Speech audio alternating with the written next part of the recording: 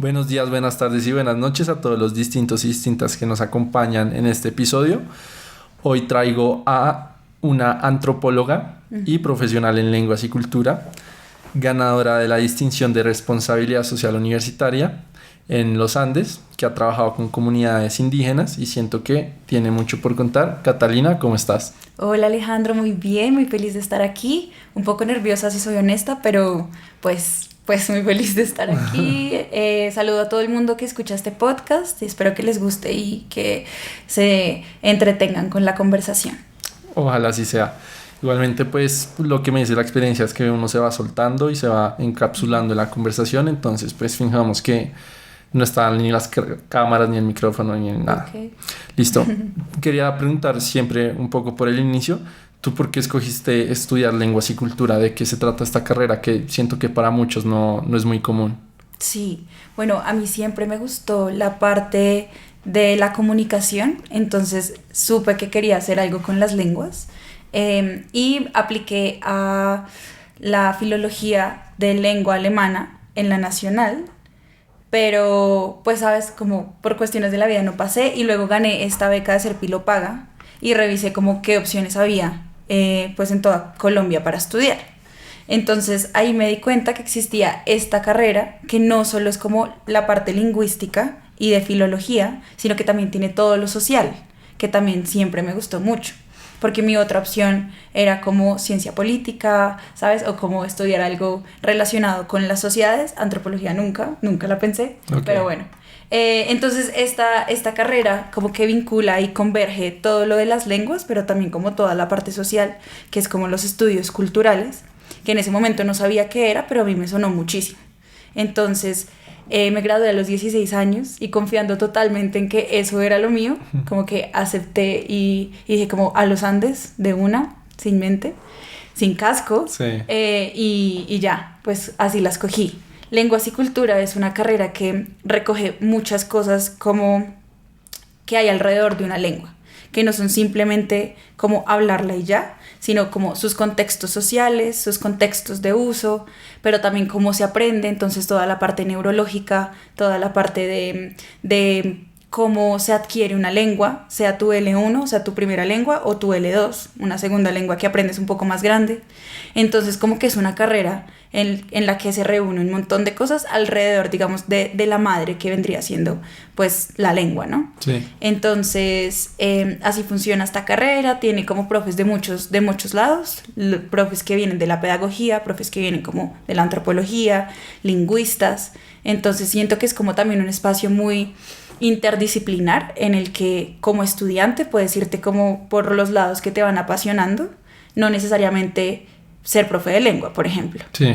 Sí, es que también con este tipo de carreras una misconception es que, no sé, que el campo es muy cerrado y pues toca ser profesor o algo así, De pero acuerdo. digamos que otras profesiones tiene este tipo de carrera.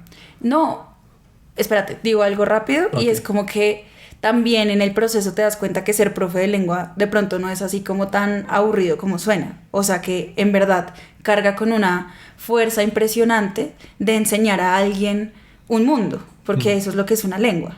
Sí, Un sí, sí, mundo. claro. Entonces digamos que de pronto ahí esa misconception también va cambiando como de camino y le vas dando todo un significado diferente al ser maestro y al ser Sí. profesor. Sí, no, o sea, también es una profesión que hoy en día es un poco demeritada, pero es de las más valiosas que hay, pues De sobre acuerdo. los maestros es una base de la sociedad importantísima y sin buenos maestros, pues literalmente no hay pues buenos jóvenes, buenos estudiantes y pues ya ahí se va dañando todo. Pues sí, de acuerdo. Y bueno, otros trabajos o otras salidas laborales que tiene como lenguas y cultura, pues, sabes, como que yo siempre lo vi entrando como para ser diputada en alguna ONG o como para trabajar como representando a algún grupo que igual no está muy alejado de lo que estoy encaminando mi vida ahorita, pero eso era lo que yo pensaba. Ahorita como cerca mía hay profesores, hay gente que trabaja en investigación, hay gente que trabaja como lingüista, por el lado de estudios culturales, entonces puedes trabajar en cualquier tipo de agrupación como Temblores ONG, por ejemplo, que es como este grupo que hace estadísticas de lo que pasa en la actualidad frente a la policía, frente a distintas instituciones, como que, pues, que están en constante relacionamiento con la población civil, por ejemplo. Entonces sí, siento que tiene como muchos campos, pero pues sí. Listo. Pero, y también te quería preguntar, tú hiciste doble con antropología, Ajá. pero ya mencionaste que no la tenías en el radar. ¿Cómo fue tu primer acercamiento con la antropología y por qué decidiste estudiarla? No fue premeditado, o sea, fue por una clase, un CBU, en la Universidad de los Andes. Hay como estos cursos que son libres para quien no conozca, en donde uno puede escoger como cualquier curso que le llame la atención de cualquier carrera. Y en ese semestre... ¿Qué curso era? Se llama Diversidad Humana y fue con un profesor que justamente trabaja por el lado lingüístico, que se llama Juan Camilo Niño. Y Juan Camilo Niño trabaja con una lengua que se llama Ete, que es en la parte de abajo de la Sierra Nevada. Y pues aparte de ser un tipo increíble, pues me flechó de una con la antropología. Fue como, yo quiero hacer esto. Entonces empecé a leer un poquito más y dije como, o sea, ¿sabes? Como una traga de esas que hablamos ahorita, que uno dice como, no hay salida, no hay salida de ahí. Así fue la antropología para mí.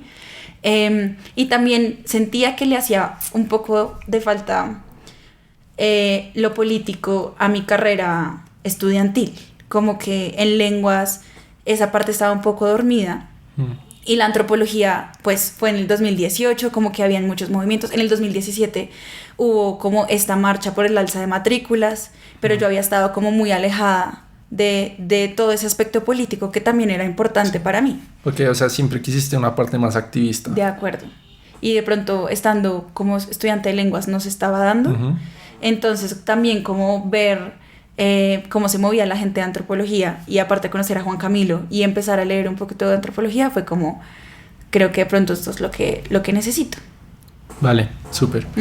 Entonces, yo la verdad te conocí por... este trabajo que hiciste con las comunidades indígenas. Empecé a leer sobre todo lo que hiciste. ¿Cómo fueron estos primeros contactos con estas comunidades? ¿La universidad hace estos trabajos de campo o cómo funciona? Bueno, mi primer contacto fue... O sea, la primera vez que yo escuché hablar de lenguas indígenas fue en una clase que se llama Sociolingüística, con un profesor que se llama Freddy Chaparro, que venía de la Universidad Nacional. Y... esa fue la primera vez como que me aprendí el mapa completo de Colombia con sus 65 lenguas indígenas, con el rom, con los dos crioles. ¿Qué es rom y crioles? El rom es la lengua de los romanís y los crioles son estas dos lenguas, el palenquero y el de San Andrés, el criol de San Andrés, que son lenguas que se juntan con otras lenguas y crean una lengua nueva. Eso se llama un criol. Okay. Es como un crío de dos lenguas. En este caso el inglés, no sé si has ido a San Andrés, y pues el palenquero, que es como una mezcla también de muchas lenguas que hay en la zona. Vale. Entonces, sí, justamente ahí fue cuando aprendí que eso existía, como que había tal diversidad lingüística. Sí, es que, pues, digamos, para gente no tan metida en estas áreas, pues diría que en Colombia hay dos, el español y el wayú. O sea, desde una visión muy ignorante. Totalmente. Pero obviamente ya uno entra en la especificidad y encuentra este montón de comunidades y lenguas y todo lo que tú mencionas. Y eso fue en tercer semestre. Entonces, a mí me dio rabia. ¿Cómo era posible que yo en tercer semestre hasta ahora me estaba enterando que habían esta cantidad de lenguas indígenas? O sea, había pasado por una clase de introducción a lenguas, había pasado por una clase de lingüística y todo había sido centrado en el español. Y pues en las lenguas que propone el departamento, que son inglés, francés, alemán, portugués, japonés, italiano, ¿sabes? Como dirigido a otro espacio. Sí. Entonces, ahí también empezó como esta incomodidad de ser parte de un departamento que se llama Lenguas y Cultura, y hasta ahora en tercer semestre nos estuvieran diciendo como, ay, de pronto se nos olvidó decirles en la introducción a la carrera, como que estamos en un país donde hay más de 60 lenguas habladas, O sea, sí, por es un favor. poco de meritorio para el mismo país en donde se está instruyendo la carrera, ¿no? De acuerdo, me parecía un poco ignorante también. Sí. O sea, como una apuesta un poco sesgada al contexto en el que estamos, como al contexto lingüístico. Sí. Y también un poco violenta al final, porque pues es en una universidad, en un espacio en el que se supone que debería ser dirigido al aprendizaje y a la enseñanza de cosas importantes, pues que se esté ignorando algo así es como también violento, se me hace. Entonces ahí me di cuenta de eso y fue como, uy, no, tengo que hacer algo al respecto, pero no había ninguna clase dirigida como al ámbito de lenguas en Colombia. Entonces esperé y esperé hasta quinto semestre que llegó una profesora que es como mi mentora, mi ídola, mi todo. ¿Cómo Se llama Caterine Bolaños. Ok. Y ella es una lingüista que se ha concentrado como en trabajar documentación lingüística con lenguas que están en peligro de extinción, ¿sabes? Como en peligro de morir o de dormirse. Entonces, ella empezó a trabajar con una lengua que se llama Tinigua, que tiene solo un hablante. Y a mí me llegó por alguna Espera. Una lengua que tiene solo un hablante. Una lengua que tiene solo un hablante. ¿Y cómo funciona eso? O sea, el hablante la tiene que crear. El hablante la tiene en su cabeza, pero nunca la usa porque nadie más quiere aprenderla. Exacto. Pero, o sea, ¿es una lengua antigua que solo queda una persona que lo habla o esa misma persona la inventó y pues por eso es la única? No, es una lengua que existía y que mucha gente hablaba, que el pueblo tinigua hablaba. Y se empezaron a morir y nunca le enseñaron a sus hijos e hijas y quedó solo Sixto, que es una persona como que tiene muchos hijos pero nunca enseñó su lengua. Ya. Y es la única persona que la habla. Súper denso. Súper denso. Y no es por acá para hacer una cuña publicitaria, pero el libro es muy hermoso porque el libro es como una historia de vida de Sixto, que se llama Sixto, el último hablante. Y es hablar como también como va perdiendo, como todo lo que se pierde más bien cuando se pierde una lengua. O sea, es perder su espacio físico, su territorio, es perder su familia. O sea, va de la mano de muchas cosas la pérdida de una lengua. De hecho, de ese tema quería ahondar mucho más adelante, pero si quieres lo tocamos de una vez. La pregunta así directa, ¿por qué es importante no dejar morir una lengua? O sea, no, desde una visión un poco más simplificada y utilitaria, ¿no sería mucho más fácil y rápido que todos habláramos la misma lengua, español, inglés, pues olvidarnos de estas que las hablan pocos? ¿No sería más eficiente? Pues no sé, no creo. Porque, o bueno, de pronto sí sería más eficiente que todo el mundo habláramos una lengua, de pronto sería como full conexión entre todos y ya nadie tiene que pensar más.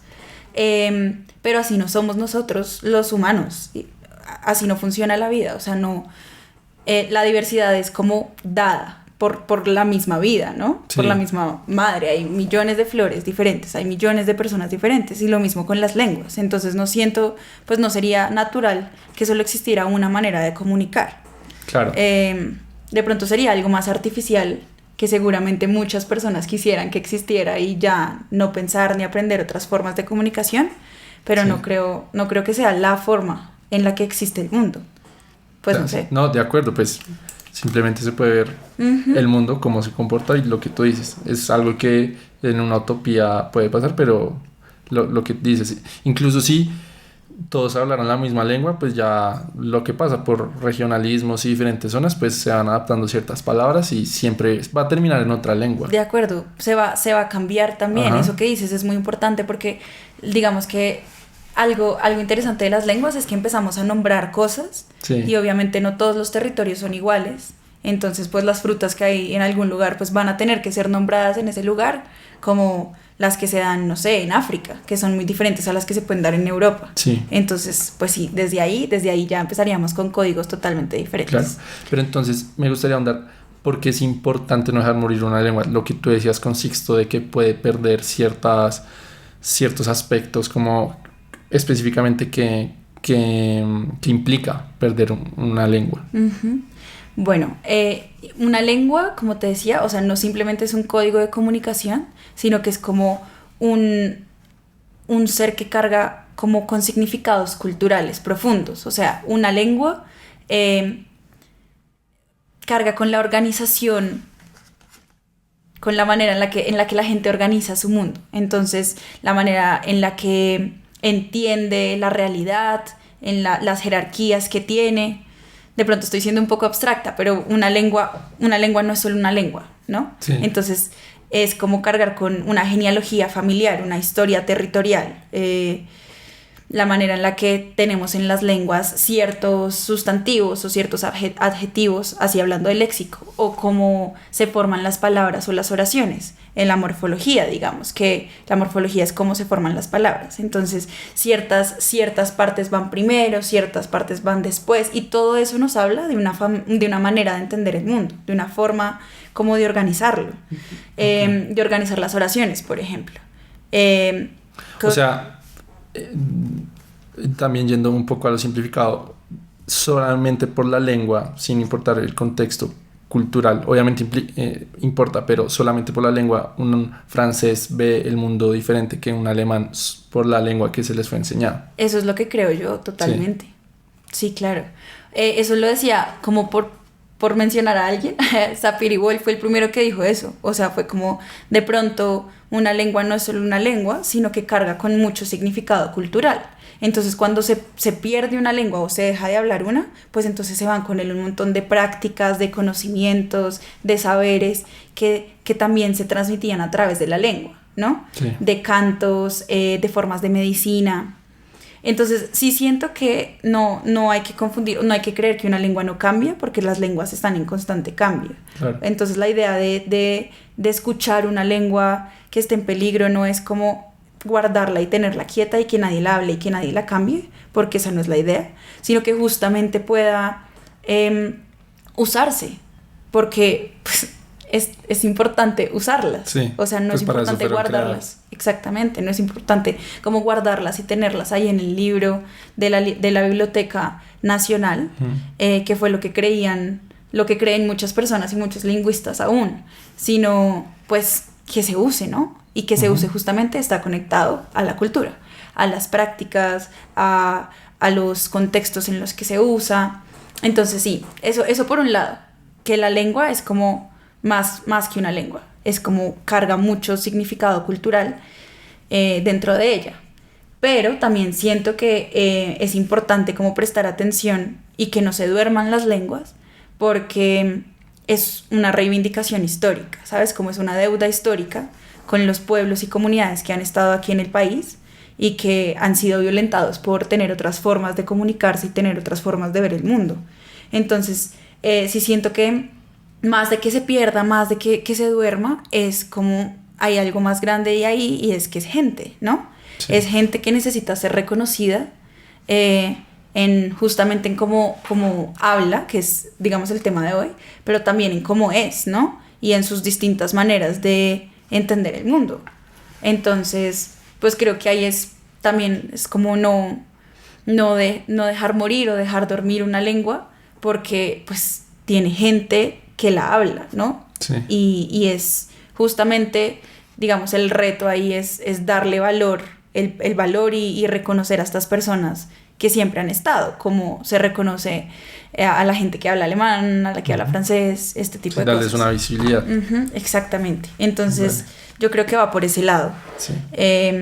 Como que una lengua no es solo una lengua, y que pues es una deuda histórica que tenemos que prestarle atención. Vale, entonces tú te diste cuenta que la universidad no había como esta visibilización adecuada. Ajá. ¿Y cómo procediste? Bueno, no hice nada. Okay. No hice nada. Fue hasta que tuve mi primer contacto con una comunidad indígena en la que... ¿Y cómo fue este contacto? Fue gracias a la escuela de gobierno. Y también una cosa rarísima, porque yo de gobierno no sabía nada, pero ellos empezaron este grupo que se llama Impacto Social, y tenían distintos frentes de acción en distintas partes del país, y pues me metí en una que era como de liderazgo, y justamente esa de liderazgo era en La Guajira. Entonces pues ahí fui a La Guajira por primera vez, y fue como, uy, no, qué locura. O sea, fue conocer un mundo totalmente diferente, y no lo digo en forma de como exotizar, pero sí es una realidad diferente a la que yo como mujer bogotana en la ciudad había tenido. ¿no? Claro. Dormir en hamaca, estar alrededor del desierto, no tener paredes. ¿Con qué comunidad estuvieron? Con los Wayuu. Los Wayuu. Con los Wayuu me faltó decir. Estuvimos en la comunidad de Shamana, en la Media Guajira, con una comunidad Wayuu.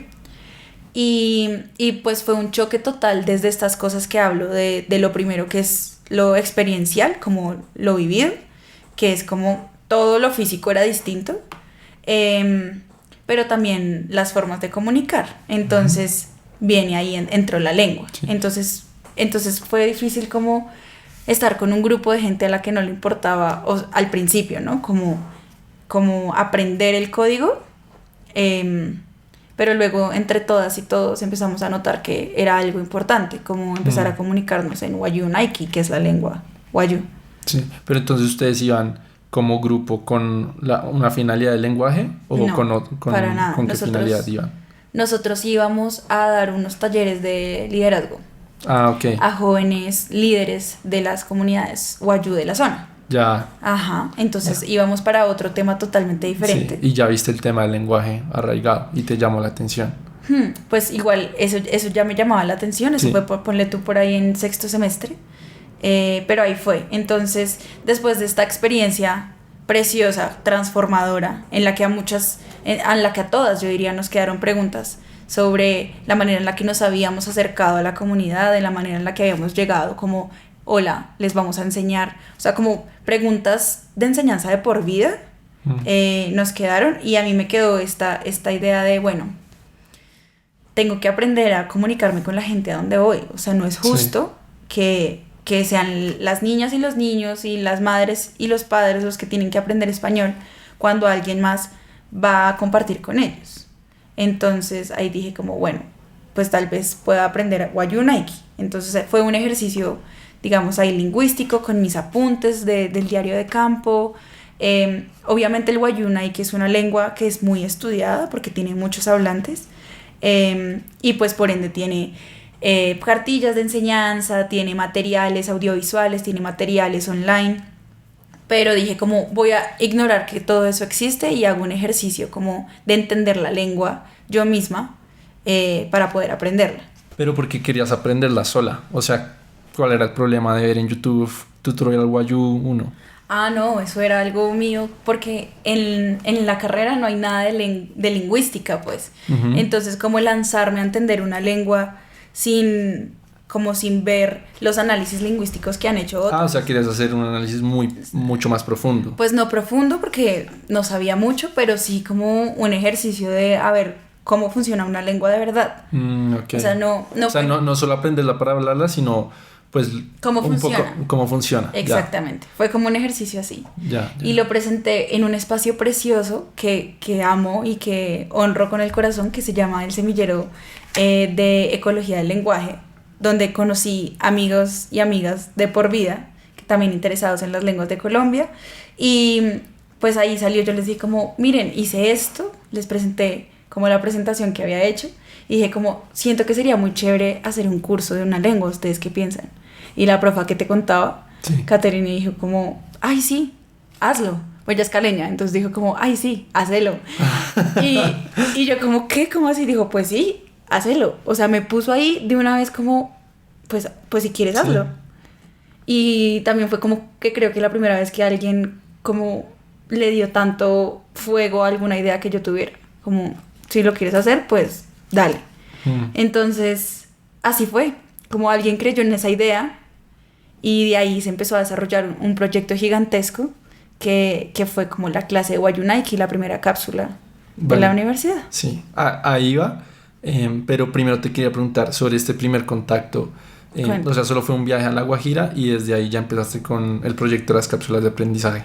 Pero entonces en esta primera ida, ¿tienes alguna experiencia o enseñanza muy vívida que te haya marcado y que quieras compartir? Pues tuve varias, a ver cuál se me ocurre. Yo estaba, una chistosa. Cuenta las que quieras. Dale. Una chistosa es que yo estaba en proceso de ser vegetariana en ese año. ¿Tú ahora eres vegetariana? Yo soy vegetariana. Ok. Pues en campo de pronto no puedo serlo tanto, pero yo soy vegetariana como en mi vida normal. Sí. Y estaba dejando de comer carne, pero entonces en la comunidad las personas que nos recibieron dijeron como, bueno, pues son alguien especial, entonces vamos a matar un chivo.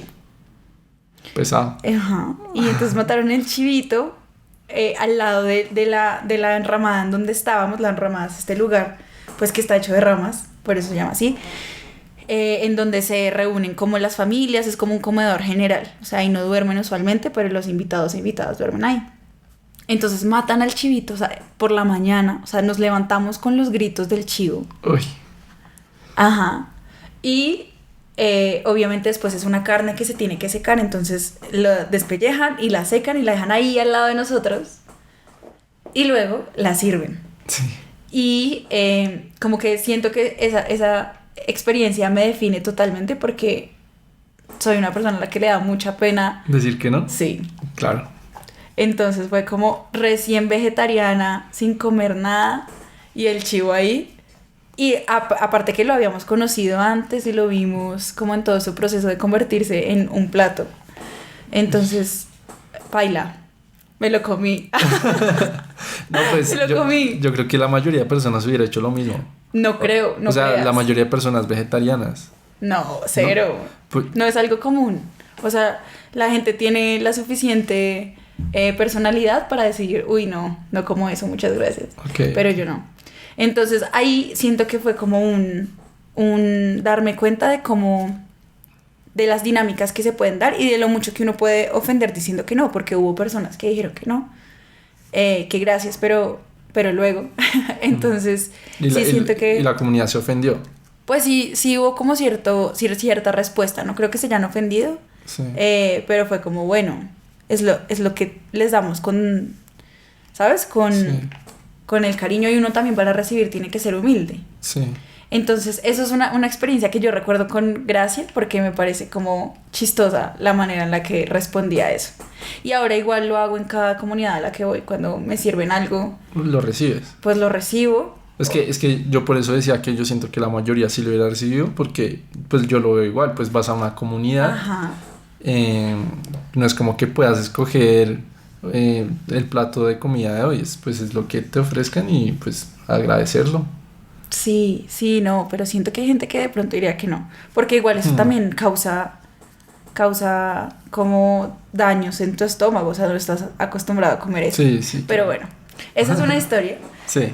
La otra historia, y es como siento que fue un viaje que me conectó mucho con personas específicas de allá de la comunidad, pero también siento que me mostró como la fuerza de la comunidad en sí misma y bueno, entonces esta comunidad es una familia y chamana. Entonces está la mamá y están los hijos y están los sobrinos. Entonces como que darme cuenta que todo era una familia gigante dentro de la comunidad fue una experiencia muy hermosa. Sí. Como en sí misma ver que así funciona, que no está separado, digamos, la cultura de la familia. Uh-huh. Y en ese sentido puedes ver también cómo las relaciones que se dan son distintas a las que se pueden dar en otro espacio como la ciudad. ¿Y cuántas personas había en esta comunidad? Cuando nosotros fuimos, habían como, ponle tú, unas 40. Y los invitados, aparte es que llegaban de otras comunidades. Entonces, de la comunidad eran unos 40 y todos se regían como por la palabra de esta figura paternal y maternal que era el chamán y... No. ¿No? No. Ah. No, solo había una lideresa que se llama Chayo y ella era la mamá y ella era la que se decía qué hacer. Ya. Digamos que chamanes no hay en la comunidad wayuu, pero sí, como que así era por ella. Entonces como darme cuenta de la importancia de la familia fue como bien bonito ahí, y darme cuenta de cosas como normales, como que de pronto de ideas que tenía por lo que había leído, por lo que había escuchado. Entonces como que la misma experiencia me iba a llevar a hacerme preguntas, que era como de pronto esta comunidad no es como pensaba que era, y eso es importante, como cuestionarse con lo que uno carga, ¿no? Claro. Una experiencia hermosa que tuve fue por el lado onírico, como de los sueños, y fue que una de las chicas que me recibió me dijo que se había soñado conmigo, y como antes de conocerme, Y justamente con esta niña que tenía a mi misma edad, o sea, con esta muchacha. O sea, la muchacha dijo que ella había soñado contigo. De acuerdo. Como que me dijera eso, Sí. me ató, pero no como una carga, sino como con una responsabilidad. Yo no sé por qué sentí eso así, pero eso es una experiencia que como que tengo, que me gusta, o sea, que casi no cuento, pero que me gusta mucho, porque es como, de pronto de ahí nace como el querer responder de alguna forma, el querer corresponder con esta experiencia que tuve y estas puertas abiertas que me tuvieron. Sí, a través de algo, a través de hacer algo importante. Sí, ok. Entonces, a partir de todo esto, decides crear las cápsulas de aprendizaje. Ujú. ¿Qué es una cápsula de aprendizaje? Una cápsula de aprendizaje es un curso de lengua indígena, por ahora indígena, ojalá pudiera ser de otro tipo de lenguas, pero es un curso que reta los cursos normales de lenguas, porque no está diseñado para aprenderla así como tarea 1, tal. El Algo verbo que no to be. contó Alejandro es que nosotros nos conocimos en clase de francés, entonces él sabe lo que hablo. No, sí, Como sí. tarea 1, parcial 1, ensayo 1, ¿sabes? Como así Sí. no es. Es a través de cómo se vive una lengua, que es justamente lo que estábamos hablando. Entonces, ¿dónde usas tú una lengua allá en Ishamana? Pues cocinando, ¿no? ¿Cómo usas una lengua? Caminando, cortando leña, cocinando el chivo, ¿sabes? Comiéndolo en el comedor. Hablando del jepirra, que es esta idea como a dónde van la gente después de que muere, caminando hacia enterrar un cuerpo. Ese tipo de cosas. Así aprendes la lengua, así la vives. Entonces este curso de lengua, esta cápsula, le apunta a eso, le apunta a aprender una lengua como con otras metodologías y otras pedagogías. También es un curso que es dictado por personas indígenas, entonces eso es algo diferente, digamos, en la universidad, porque pues habían muy pocos profesores, como 2 profesores indígenas dentro del contexto universitario de la Universidad de los Andes. Entonces, como que eso es ¿sabes? Como como un espacio, Sí. espacio diferente. Y bueno, para hablar también de sus diferencias, es un lugar que le apuesta al aprendizaje colaborativo y horizontal. O sea, sí hay una figura de guía que vendría siendo como el profesor o profesora en una clase normal, pero la idea es también como que haya conversaciones y preguntas, entonces que la gente también pueda como construir su conocimiento ahí, que justamente no sea como el sustantivo y el adjetivo y el verbo, sino, bueno, ¿y qué piensas tú de tal cosa? Y de ahí conectarlo a la lengua, ¿no? Entonces sí, es un espacio en el que hay conversaciones, en un espacio en el que hay preguntas, y pues teóricamente, como en el papel, es un espacio en el que uno va y visita el lugar y conoce de ¿Van primera mano. a La Guajira? Sí, a La Guajira o donde sea la lengua. Ok. Pero pues sí, eso no se dio. Pero como que sí, claro. en la propuesta inicial eso es una cápsula. Un espacio que te desacomoda, que te incomoda. Porque a mucha gente no está acostumbrada a este tipo de cursos en los que no va a haber un tablero y simplemente es como, bueno, hablemos. Sí. Es también un reto a pensarse. De hecho, yo vi algunas fotos del curso y creo que hacían como cerámica. No sé Hicimos si estoy mal. cerámica, Sí. cerámica, sí. Entonces justamente eso es aprender haciendo, aprender caminando, aprender preguntando. Y a veces siento que como estudiantes somos muy como aprender haciendo así y no. Aprender es moviéndote, ¿no? Ensuciándote. Interactuando, claro. Ajá, quitándote los zapatos y caminando descalzo. O sea, Sí, igual, o sea, no solo con las lenguas indígenas, pues yo siento que se puede aplicar a todo. a todas las lenguas, o sea, va a aprender mucho más el que está en una ciudad, no sé, de Estados Unidos y no conoce nada, interactúa con su entorno, que pues el que se sienta en un tablero a repasar el verbo to be y el pasado simple. Toda la Total. vida va a aprender el que interactúa. De acuerdo. Y aprende diferente, ¿no? Entonces, Sí. como también como más una educación más humana y más como sensorial a la experiencia. Sí. Y quería mencionar algo también sobre las cápsulas chévere. Pero se me acaba de ir de la paloma. Tranqui. Pero entonces tú decidiste crear esta cápsula.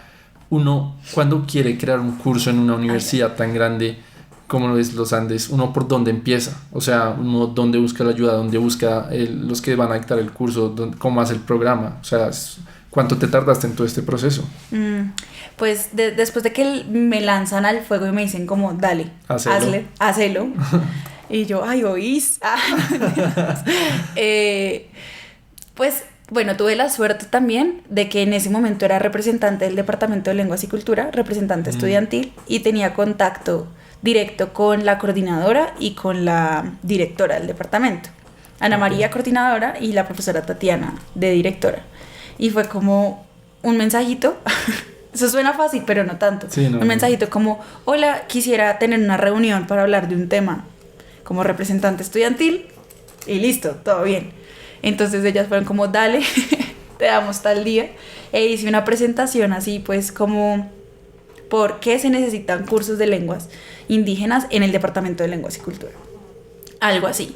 Y la directora es alemana, entonces, curiosamente, la gente de afuera a veces tiende a reconocer más las cosas que hay aquí que las mismas personas que estamos aquí. Claro. Entonces, por ese lado fue como fácil como expresarle mi sentir de la necesidad que había de esos cursos, y la coordinadora también fue como, dale, súper. Pero sí siento que, aunque hubo una apertura al inicio, como que sí era duro empezar a hablar de este tema con los otros profesores, con los otros estudiantes, porque pues de pronto no estábamos todos en la misma sintonía de lo necesario que era tener un curso así. Claro, y no, en la universidad. Cualquier cosa que requiera tiempo y esfuerzo, pues algunas personas pues no van a estar dispuestas a meterle todo ese empeño que otras sí, porque pues obviamente tienen visiones diferentes de la importancia de esta. De acuerdo.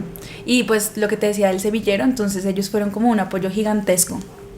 Todo el semillero, pues muchas personas del semillero como que se metieron al proyecto y empezaron a trabajar en el programa, que es un reto, porque yo ni ellos, ni las personas del semillero, ni yo sabíamos cómo hacer un programa. Claro, es que es algo totalmente nuevo. Sí, es que es un poco como emprender, listo, yo monto mi negocio, lo que quiera vender, pero, o sea, no hay nadie que a uno le diga como, primero tienes que hacer esto, luego esto, no hay un paso a paso. No, para nada. Y lo primero que haces tú es buscar otras experiencias que se parezcan a esta, ¿no? Entonces de pronto en Ecuador han hecho esto, en Perú han hecho esto, pero igual tienes que buscar cosas que resuenen y que resulten en el contexto en el que estás. Y el contexto en el que estamos es una universidad privada de Bogotá, en donde pues a la gente normalmente no le interesa o no le interesaría ver un curso así. De acuerdo. Entonces es cómo lo haces llamativo también, porque el reto gigantesco de los departamentos de ciencias sociales es que para que se dé un curso tiene que haber quórum, o sea, la gente tiene que inscribirlo. Sí, si no tiene sentido. Claro, ahí está el reto gigante, es convencer a la gente, o más que convencer, es encontrar a la gente que le gustaría ver este tipo de cursos. Entonces, bueno, sí, empezamos leyendo sobre pedagogía, sobre metodologías como interculturales, pedagogía indígena, mucha pedagogía feminista también, como feminista de la parte del sur, feminismos latinoamericanos, feminismos campesinos, porque estas personas le han apostado a maneras diferentes de enseñar, ¿no? A maneras diferentes de desarrollar un tipo de espacio de aprendizaje diferente. Y eso es lo que quería la cápsula. Aparte de que por otro lado de mi vida he estado súper influenciada por el feminismo, era como pensarse este espacio más horizontal, no un espacio en donde, hola, soy indígena y valgo mucho, entonces les vengo a enseñar, sino de aprendizaje y construcción colectiva, que es un reto en sí mismo, pero esa era la idea. Entonces empezamos leyendo y luego, pues, yo creo que esto es previo a leer, es hablar con la comunidad. Creo que se me saltó un punto muy importante, pero como hablar con la comunidad, de decirles como, hola, tengo esta idea, me apoya el semillero, me apoya la profesora, pero bueno, ¿ustedes qué piensan? O sea, ¿a ustedes les sonaría como que alguien aprendiera su lengua en una universidad de Bogotá? Como, creen que serviría, se sienten cómodos, ta. Obviamente fueron conversaciones largas y con distintas personas, pero al final como que llegamos a la conclusión de que sí, pero a su forma. Claro. De que sí, pero como ellos querían, y de que sí, pero que haciendo, ¿no? Entonces... Sí. Entonces ellos que, o sea, si era necesaria una conversación con ellos qué recursos ponían o cómo influenciaban este curso. Pues la construcción del curso fue colectiva, o sea, fue como... Sí. Primero escogimos a un profe, entre todos, como un profe que de sería de la comunidad, claro. Que sería quien da la clase, que fue el profe Alexander Gámez, increíble, de la comunidad de Chamana también. Y luego con él fue la construcción del programa. Esto pasó, ponle tú, en el 2022, o sea, estábamos en media pandemia. Entonces, pues él allá era el que tenía la responsabilidad de hablar con su mamá, de hablar con sus tías, de hablar con los niños, porque él es profe de colegio. Entonces, y mostrarles cómo iba el programa. Entonces fue un proceso lento, pero siento que se hizo como se tenía que hacer. Sí. Como preguntando. Sí, siempre siendo muy respetuoso. Y yendo, con todo. Y yendo, digamos, a donde está el conocimiento, como a las madres y a los niños. Entonces era como, ¿qué te parece si enseñamos a tejer? O sea, y ellos, dale, sí, ¿qué necesitamos? ¿Con qué tema lo unimos? Y así. Entonces fuimos creando como primero lo que hicimos fue una selección de prácticas con Alex, una selección de prácticas y con un compañero que se llama Simón González, que él también era del semillero. Entonces una selección de prácticas. Entonces tejido, cocina, cerámica, caminar, vestido, cómo se construye. Entonces una selección así y luego una selección de temas de lingüística, pues de la lengua. Entonces, cómo saludas, las partes de la casa, cómo digo mi familia y este tipo de cosas y empezamos a tejer desde ahí. Ya. Entonces, por ejemplo, la casa la podemos ver con sustantivos. Y luego tejido lo podemos ver y aprendiendo colores. Y entonces así empezábamos como a relacionar lo cultural y lo lingüístico, que era justamente a lo que le apuesta la cápsula. Sí, súper bonito. Entonces, desde el momento en que tú decides, voy a presentar esta idea al departamento hasta que se lanza la cápsula, ¿cuánto tiempo fue? Eso dura 1 año. 1 año. Dura 1 año. Vale. Y Alex vino desde La Guajira a vivir en Bogotá a enseñar el curso. Sí. El curso fue virtual, pero igual Alex vino a Bogotá y dio el curso desde acá. Así fuera virtual, nosotros íbamos a la universidad y... ¿En qué semestre se dio por primera vez el curso? La primera cápsula de YU Nike se dio en el 2021, en el segundo semestre del 2021. Okay. Y pues decirlo así es como, se hizo, ¿sabes? O sea, como, sí. Yo la verdad pensé muchas veces en que no íbamos a poder, porque era... cosa tras cosa, era que se aceptara, digamos que el camino de un curso es que se acepte primero en el comité. Entonces era presentarlo a un comité, que la gente leyera el curso y dijera si pasa o no, y no es cualquier gente, son los profes del departamento. Entonces, sí, que son un poco más tradicionales, me imagino. Pues que tienen cierto tipo de, yo no sé si tradicionales, pero que tienen como... cierto tipo de criterios para que pase. Claro. Entonces el programa sí o sí tenía que tener esos criterios, tenía que tener una manera de calificación, tenía que tener unas actividades, tenía que tener unas lecturas. Entonces pues nosotros apostándole a lo distinto y pues también metiéndonos ahí en el sistema, como ¿cómo le metemos lecturas cuando queremos que la gente pues cocine yahaushi en la casa? O sea, es como yahaushi, que es como esta avena, pues, o sea, ¿sabes? Es como, sí, claro. es como una mediación, una traducción de lo que queríamos hacer, también como metidos en la universidad. Sí, sí, obviamente un curso tan distinto que propone ciertas actividades, lo que tú dices, interacción con el mundo, a una universidad pues un poco tradicional de pues lo que tú dices, tablero, cuadernito y aprender. Obviamente es un choque un poco abrupto. Sí, de acuerdo. Entonces pues eran así como escaloncitos. Sí. El primer escaloncito era el comité y luego el otro escaloncito era coordinación y luego ya el último era que la gente lo inscriba. Y si después de pasar todos esos pasos la gente no lo inscribe ahí, no le dan. O sea, el trabajo de 1 año no lo Claro. dan, sí, o sea, imagínate, o sea, es decirle no solo a Alex, sino a su comunidad, a toda la gente que estuvo envuelta en la construcción del programa, este semestre no va a ser de pronto el próximo. Qué estrés. Era estresante. Obvio. Además que estamos en pandemia y yo acabo, no, todo me afecta al triple, Sí. obviamente. Y pero me imagino que eran ustedes buscando a la gente por donde fuera Pues de sí. metan esto, o sea, Hicimos una campaña fuerte de propaganda, nos Sí. ayudó mucho ahí el departamento. Una mujer que se llama María José, que era la gestora en ese entonces del Departamento de Lenguas y Cultura, ella se puso la 10 y nos ayudó mucho, como que lo publicaron mucho, las redes también sirvieron para eso, y creo que otra cosa que lo miro en retrospectiva y de pronto sirvió, fue haber empezado con una comunidad, digamos, tan grande como es la Wayuu, como que la Claro. gente sabe quiénes son los Sí. Wayuu.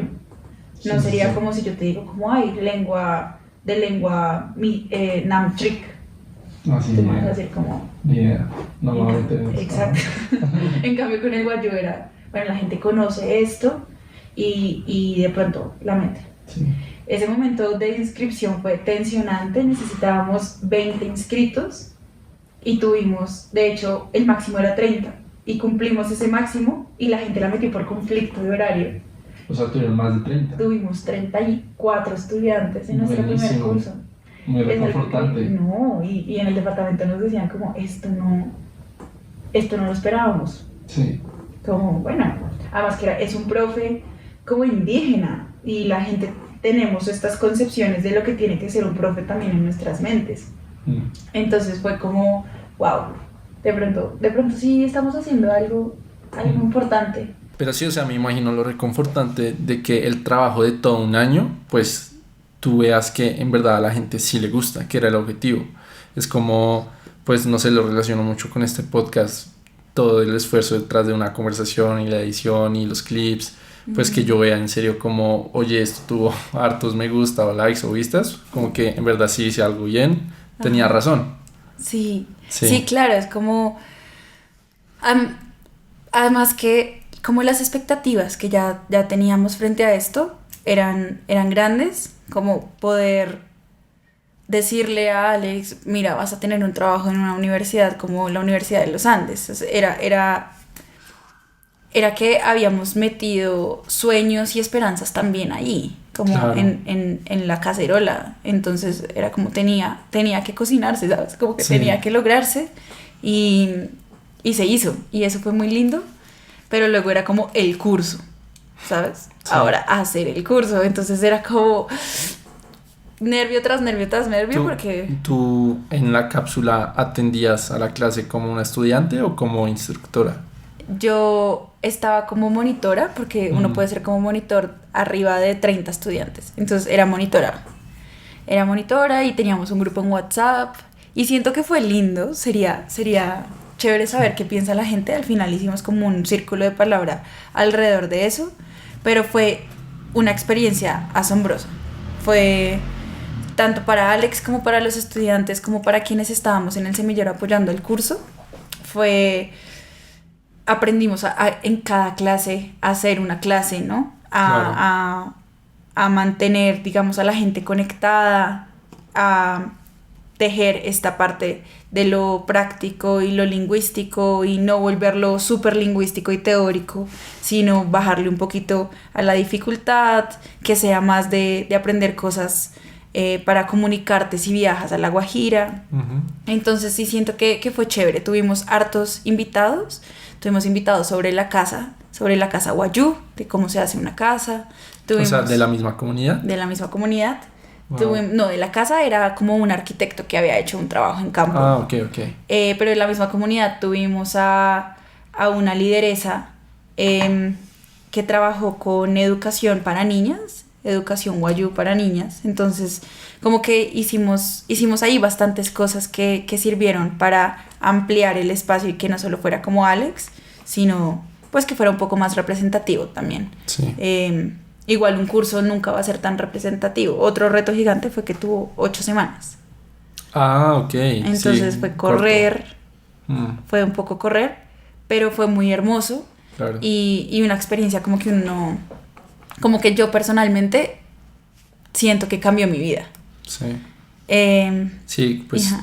el trabajo de todo un año ahí detrás y que lo hayas Sí, podido sacar adelante, hayas cumplido, pues muy reconfortante. sí, es reconfortante. Y ver a la gente también conectada, a la Mm, gente agradeciendo el espacio, motivada por aprender algo diferente, de maneras diferentes, a los profes preguntando cómo había salido el curso, o a los profes diciéndome, ve, avísame cuando vayan a hacer lo de tejido, para asistir. Ese tipo de cosas, como ok. que siento que a eso va dirigida la cápsula, a ser transformadora. De pronto transgresiva, pero también transformadora. Entonces, transgresiva en el hecho en el que estamos haciendo las cosas diferentes, en los que hace un poco de ruido, en las que incomoda para muchos tener profes indígenas que no tengan doctorado, quién sabe, De pero acuerdo. también transformadora en la medida en la que nosotros estamos transformando la manera en la que vemos la educación y en la que vemos y reconocemos a los grupos indígenas del país. Entonces, eso es la cápsula también, como transformación desde la educación. Súper chévere. Y entonces después de este semestre se siguió dando también sobre la lengua wayuu. No, O, entonces ahí empiezan más retos, ¿no? Más escaloncitos. claro, Uno dice, lo logré. Digamos que ahí también hubo un montón de cosas que no estoy contando, como el hecho de la retribución a una persona pues que no tiene una especialización o que no tiene una maestría en la universidad, que son figuras que están como profesor de pregrado por horas, profesor con pregrado por horas, pero igual sí es difícil ahí como hacer esa tasa de cuánto se le va a pagar a una persona que no tiene, pues que no cumple con lo que normalmente tiene un profesor, ¿no? sí. Eh, Esa es otro pero, o sea, una mayora nunca hubiera podido ser profesora del curso porque tendría que haber tenido un pregrado por lo menos.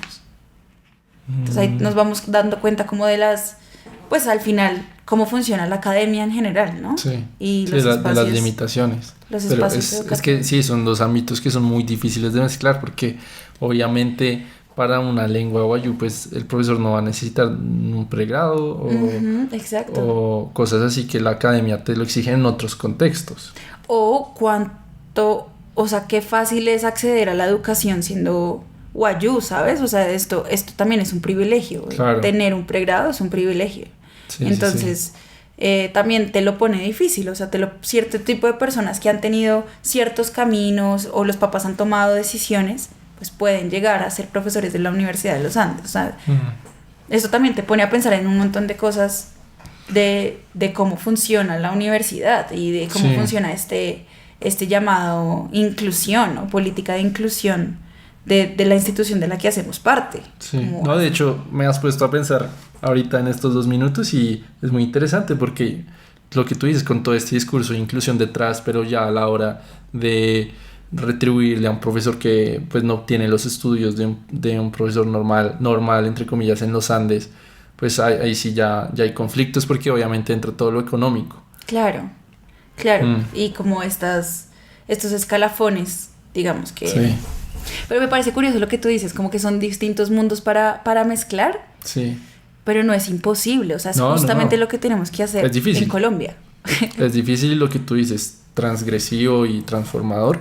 Hay mucho trabajo detrás, pero se puede. Tienes una experiencia también, como te pregunté, con tu primer contacto con la comunidad indígena en esta cápsula de aprendizaje, una clase en particular que hayas dicho como, uff, me marcó esto que se dijo, Dios mío, muy especial, algo así.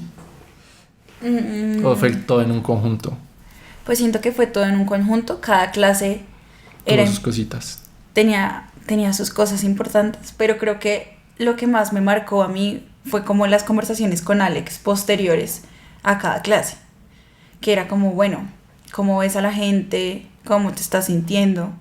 Y alguna vez me dijo, em, o sea, tú me has permitido soñar.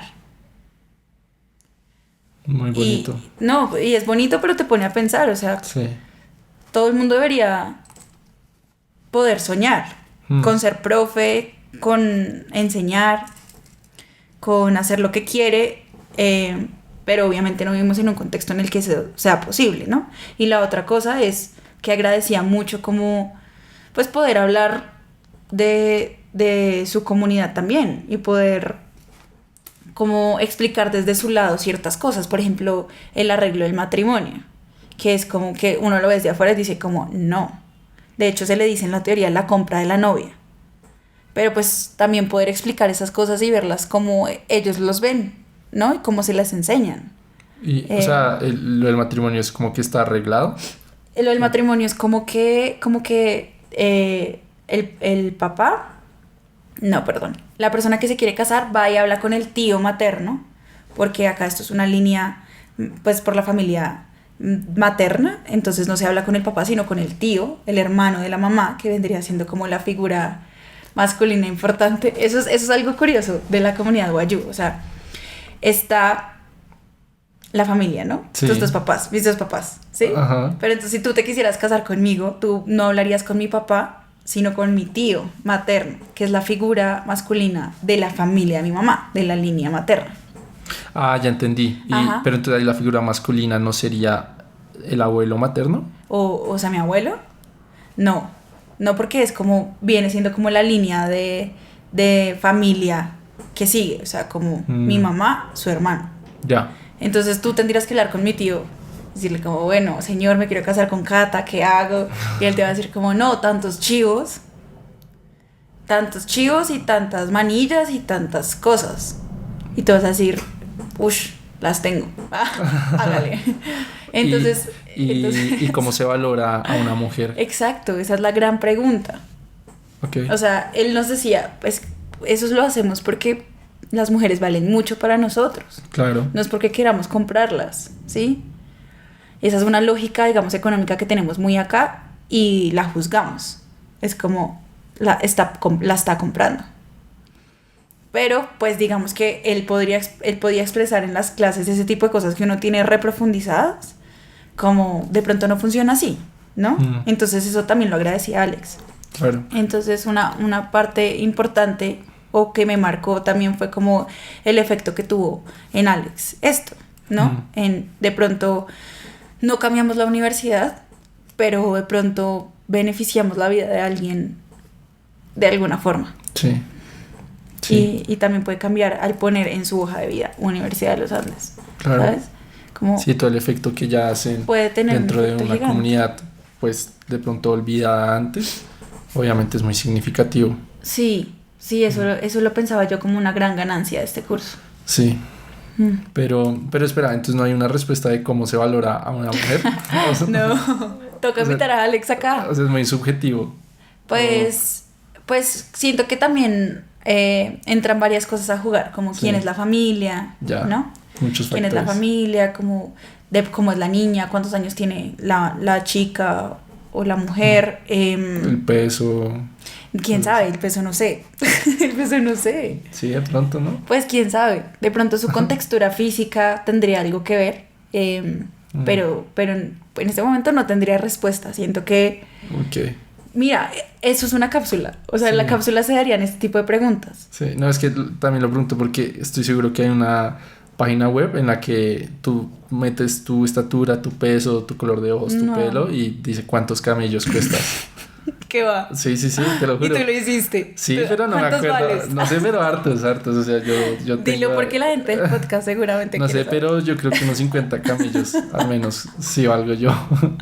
Sí, pero, o sea, preguntaba muy en serio como esta manera de medir como a la mujer que se va a casar. Eso es muy curioso. Sí. O sea, es algo curioso y es algo que hablamos y es algo que hay que hablar y lo que tú dices, a veces uno solo tiene esta visión crítica occidental de, o sea, qué machista, Dios mío, cómo van a comprar a una mujer, pero obviamente tiene pues toda una mística detrás de lo que tú dices, pues vale mucho una mujer para nosotros, hay que, no sé, darle un valor, una retribución a cambio, algo así. Justamente con este tema me haces pensar que de pronto no todos los wayuu lo piensan así, ¿no? De pronto así era Alex. Entonces la cápsula también es un espacio para dejar de romantizar las comunidades indígenas. Es decir, como son indígenas, todos lo hacen igual. Y todos lo hacen por amor a la mujer y todos lo hacen como por su tradición y ancestralidad.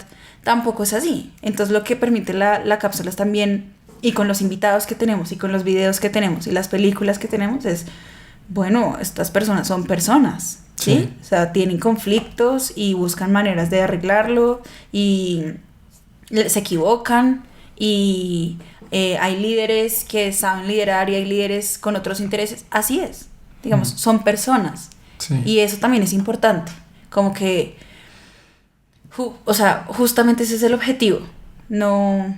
Sí, ponerle cara a una comunidad indígena y no tratarla como algo general. De acuerdo, sino sí. Es Alex, no es un guayú y ya. O sea, es Alex, tiene este Es una pensamiento. persona, una Ajá. línea familiar, exactamente. Y eso es importantísimo para todo el mundo que se está formando. Sí, Así quiera trabajar como comunidades étnicas o no. Es entender que son personas, que somos personas. sí. Y pues partir desde ahí, ¿no? Entendiendo la diversidad inmensa, como que estamos nosotros en un pedacito nada más del mundo, de nuestro país, y de ahí empezar como a abrir la mente y entender como desde otros puntos de vista. Pero Ok. sí, eso es importante. Entonces se impartió en el 2021-2 y de ahí, 2021-2. de ahí en adelante, ¿qué pasó? De ahí en adelante empecé a trabajar con una persona que se llama Gabriel, y Gabriel dirige el semillero de etnolingüística en la Universidad de los Andes, que es un semillero dirigido a estudiar la lengua en Embera Chamí, que se habla en Antioquia. Entonces, Por comunidades indígenas de por una Antioquia. comunidad, Ok. no, por una comunidad que se llama la Comunidad de Embera. Ah, ok, ok. Pues un pueblo, el pueblo de Embera. Ujú. Entonces, él dijo como, oh, ¿qué cata? Yo vi que hicieron él no es paisa, él no es paisa. Eso te iba a decir, como que tú arremedas el acento de ¿Qué? cada persona de la historia. No, él no es paisa. Pero dijo, ¿qué hubo? Vi que hicieron un curso de Wayunaiki, ¿qué tal hacer uno de Embera? Y yo le dije, de una, o sea, como Chévere. de cabeza. Y empezamos a hacer el curso de Embera. Y entonces postulamos para ese año tanto el curso de Wayunaiki como el curso de Embera. Y pues salió el de Embera porque el de Wayunaiki ya se había dado. Entonces fue como, no se puede repetir un curso. Esa es otra cosa un poco como rara. Y Sí. es como que aún no es un curso instaurado, es un curso optativo, es un CLE, un Ya. curso de libre elección. Y por ahora, pues solo se puede dar una cápsula al semestre. Lo que... ¿Al semestre o al año? No, por ahora el semestre. Ok, ok. Pero pues uno se demora haciendo el programa Mm. de una cápsula. Sí, O sea, pero no el está- el de Guayú ya lo tenía. Ya Exactamente. tenía el programa. Pero no lo entonces- aceptaron. Pero raro. Sí, también es raro. O También sea- es raro porque, pues no sé cuáles sean las concepciones del departamento, Ujú. pero pues eso también lo pone a pensar a uno, o sea, Sí. con qué tanta como constancia quieren los cursos, también el presupuesto Sí. de una facultad, ese tipo de cosas. Ya. O sea, entonces el siguiente semestre pasó el Embera y el Guayú no.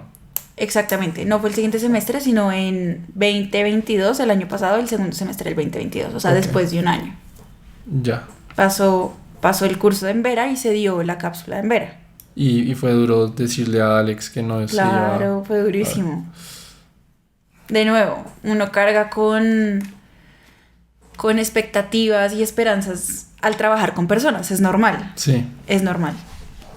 Entonces sí, así fue, Y pero el curso de Embera fue fantástico. Otra experiencia muy diferente porque es una lengua diferente, un grupo diferente, pero asombroso.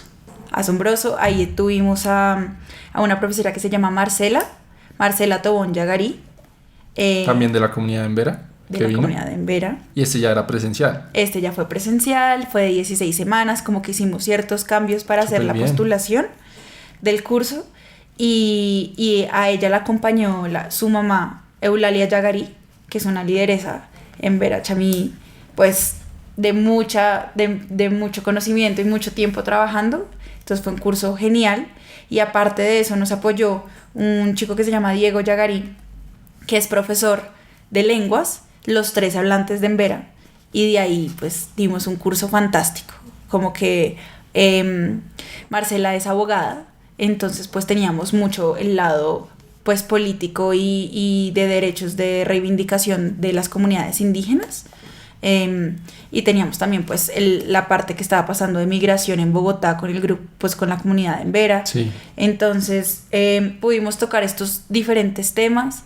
Algunos fuimos al Parque Nacional a visitar a los grupos. ¿Dónde estaban estos grupos en esa época? Entonces, como que la cápsula también es un espacio que responde a lo que está pasando, ¿no? A un contexto social. Y eso es importante, sí. Es como conectar los procesos educativos a lo que necesita la gente, o a lo que necesita comunicar la gente, o necesita hablar la gente. Entonces los temas que tuvimos en la cápsula en Vera fueron, por ejemplo, la familia o los trans dentro de la comunidad en Vera, que es un tema pues amplio y tuvimos invitadas e invitados. Pero, o sea, es algo común dentro de la comunidad en Vera. Pues no común, pero la población trans en Vera es muy conocida y es muy activista. Entonces era importante como hablar de pronto los retos que se dan también frente al género dentro de las comunidades indígenas. O sea, si ahorita es difícil, me imagino que en una comunidad indígena es el triple difícil. Pues para un trans. depende. En algunas digamos que eso es normal, en Colombia no, pero pues se ha visto que en otros grupos indígenas del mundo sí. Pero sí, o sea, son preguntas que uno no sabe, o sea, uno no sabe nada. Sí, entonces, pues sí vale la pena preguntarse porque son personas que existen, ¿no? El tema de la mujer dentro de la comunidad en Vera fue otro tema. Vimos la ubicación política, la historia, la ubicación, perdón, geográfica, la historia política. ¿Qué más vimos? Chamanismo, ellos sí tienen chamán, se llama el Jaibaná. Entonces jaibanismo vimos cocina, vimos artesanías, aprendimos a hacer collares. Entonces como que de nuevo, desde la práctica, desde el hacer, aprender. Y fue un curso maravilloso. Yo ando enamorada de las cápsulas porque son espacios increíbles en donde se dan relaciones y preguntas que no se dan en otros espacios. Y otra cosa chévere de las cápsulas es que no son solo cursos para gente antropóloga o de lenguas, sino que ahí cae todo el mundo. Caen economistas, administradores, y eso es curioso, como hacer estas preguntas en carreras en las que nunca te las haces. Claro. Y ahora, proyectos a futuro, ¿quieres abrir más cápsulas de otros idiomas, de otras lenguas? ¿O qué planeas? ¿Ahorita en qué estás? Pues hay varias cosas. Tenemos una cápsula para el próximo semestre. Es una cápsula de Kamsra. El Kamsra es una lengua del grupo Kamsra que está ubicada al sur del Putumayo, al norte del Putumayo, en el Valle del Sibundoy. Y pues ahí va a estar como, pues de nuevo, un reto porque necesitamos cumplir con las inscripciones.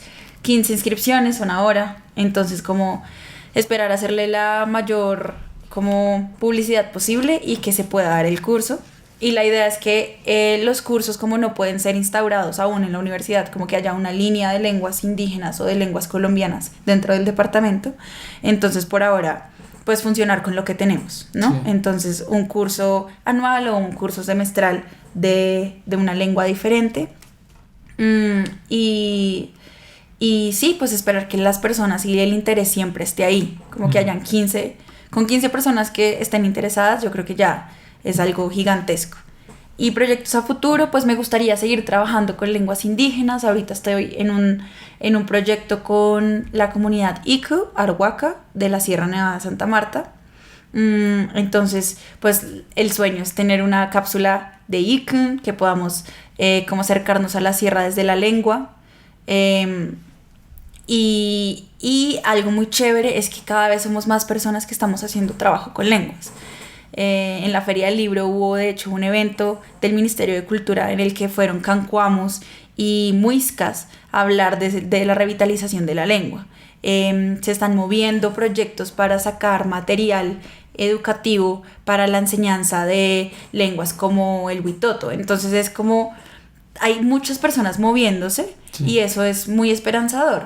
Como que es el momento para hacer cosas, no porque se vaya a morir una lengua, sino porque hay que ver lo que hay que visibilizarlo y buscar las estrategias para hacerlo. Entonces, como al pillarnos que hay tantas cosas moviéndose y personas moviéndose por este tema, con dos compañeros, se llaman Estela y Simón, que es justamente el que te decía. Con Estela y Simón, entonces dijimos, pues parece necesario como juntar y vincular estos proyectos que se están dando alrededor del país. Y nace la idea de una red, o de vincularnos y conocernos para saber qué estamos haciendo y así apoyarnos. Entonces sale la idea de la red y le ponemos un nombre muy aburrido: Red de Disertación Lingüística, no, Red de Disertación de Diversidad Lingüística en Colombia, por ahora. Le vamos a cambiar el nombre. Sí, o sea, lo que es nada creativo. Nada. Gracias. Sí, no. Y la abrimos en enero y empezamos la convocatoria, y hasta ahora vamos 4 meses teniendo reuniones mensuales para juntarnos, para hacer juntanzas. Si alguien en La Guajira dice como, hey, hola, quiero hacer un proyecto con mi lengua, y entonces está la cápsula, es como, mira, conoce el programa de la cápsula y mira si te sirve. Okay. O alguien está haciendo algo con lenguas chocó y le sirve el análisis que se hizo con la familia de lenguas. Le sirve el análisis que hizo esa persona para trabajar con lenguas, no sé, andinas, nada que ver, pero bueno, hágale. O nos enteramos de... ¿Y todo esto es en alianza con universidades? No. Ok, por su no, lado. es personas como interesadas. Ya. Siento que parte de la red, de lo que la red le apuesta, es como salir un poco de la academia. Sí. Y hay gente que está haciendo cosas con lenguas que nada que ver con las universidades. Entonces, bueno, ver también eso que es y pues qué se está moviendo, qué se está haciendo, y pues estar conectados, ¿no? Conocernos entre nosotros, que de ahí está la fuerza. Como algo importante con los temas de trabajar con gente es darse cuenta que lo comunitario es lo más poderoso. Lo individual casi no lleva a ningún lado. Entonces, pues si más gente conoce la cápsula, si más gente le mueve a las lenguas, pues más fuerza tendrán. Claro. Políticamente hablando, o sea, para una política pública de lenguas, sí. O para cursos de lenguas en todas las universidades, o para lo que yo me sueño, que es como cursos de lenguas dentro de los colegios. Como que sí tengamos que ver inglés, pero que también tengamos que aprender este mapa del que te hablaba al inicio, de la cantidad de lenguas que hay. Entonces, pues así empezamos, ¿no? Con pasos cortos, pero muy importantes, para empezar a hablar de diversidad lingüística y cultural en Colombia, para hablar de reivindicación, y también para que sean las personas de las comunidades, como Alex, como Marcela, como Eulalia, como Diego, quienes hablan sobre ellos mismos, ¿no? Y que el resto seamos como tú con este podcast, un medio para visibilizar, porque eso somos, ¿no? Sí. Y tejer la red y seguir ahí como pensando y conspirando, como dicen mis compañeras feministas, conspirando en respuesta a lo que necesita el país en mi ámbito, que son las lenguas y pues sí, lo comunitario. Ok, vale, súper. Oye, me encantó esta plática, aprendí mucho. Bueno, me alegra. Muchas gracias por tu tiempo, por haber venido. Gracias a ti por tu tiempo, sí, siento que hablamos resto. Sí, bueno. salió muy bien. Ajá. No sé si quieras un mensaje final para los oyentes, algo que quieras comunicar. Bueno, algo que quisiera comunicar es, bueno, gracias por escuchar. También quiero agradecerte a ti. Yo siento que no es un tema que a todo el mundo le llame la atención, y me alegra mucho que un proyecto como el tuyo se interese por eso. Y un mensaje sería como desde el espacio del que estemos, como hacernos la pregunta de bueno, ¿qué puedo hacer yo no por comunidades indígenas per se, sino como por pensarnos un mundo más colectivo? Siento que ahí iría mi reflexión, como sí, desde la economía, desde la antropología, desde la psicología, como cada vez más, digamos, se puede hacer esto colectivo, y siento que la respuesta es a través de la educación. Entonces, sería como ahí, sería como pensarse siempre en aprender desde el ámbito en que estemos, para compartirlo y construir también desde donde estemos una educación distinta, ¿no? Que es a lo que va a la cápsula y a lo que podemos ir todos, porque el aprendizaje no solo se da en el aula, el aprendizaje se da con el amigo, tomándose una pola o con la mamá en el almuerzo. Entonces es abrir estos espacios de aprendizaje y ver que pues podemos todos enseñar y todos aprender, y a eso le apunta lo colectivo también. Entonces sería eso por un lado. Y ahorita que se me ocurre otra cosa, de pronto en esta misma necesidad del mundo de unirse y escucharse, pues reconocernos en la diferencia también. Aceptar la diversidad. Como que la idea no es que todos seamos iguales y hablemos solo una lengua, sino reconocernos en la diferencia y construir desde ahí, que siento que es como que lo que necesita nuestro país. Aceptar la diferencia y construir. Entonces yo siento que eso sería... si estudias en los Andes, inscribe la cápsula Capsra y las cápsulas que vengan, que probablemente va a ser una cápsula Namtrik de la comunidad Misak y las que vengan. Entonces, sí, súper. Si eres uniandina o uniandino, dale ahí. Y si eres de otras universidades y quieres abrir cursos indígenas, pues de una, o sea, no lo pienses, como que lo necesitamos en todos los lugares y la idea es que esto sea replicable. Súper. ¿Cómo te pueden contactar en caso de que quieran abrir una lengua? ¿Abrir una lengua o EPA? Sí. ¿Por dónde te pueden contactar? Pues tenemos un correo de la red, yo creo que podría ser por ahí. Se llama red de disertación lingüística @gmail.com. Ok. Por ahí me pueden escribir o por mi Instagram. @cat.tropica. Listo. Perfecto, pues nada, muchas gracias. ¿Cómo se dice chao en Wayuu? Hasta luego. O gracias más bien. Gracias. Anaya Watsehe en Wayuu. Anaya. ¿Qué? Anaya Watsehe. Anaya Watsehe. Epa. ¿Eso es gracias? Eso es gracias. Y Anaya Watsehe. Anaya Watsehe. Y chao. Chao, gracias. Súper. Uf, siento que hablé mucho, discúlpame. Nada.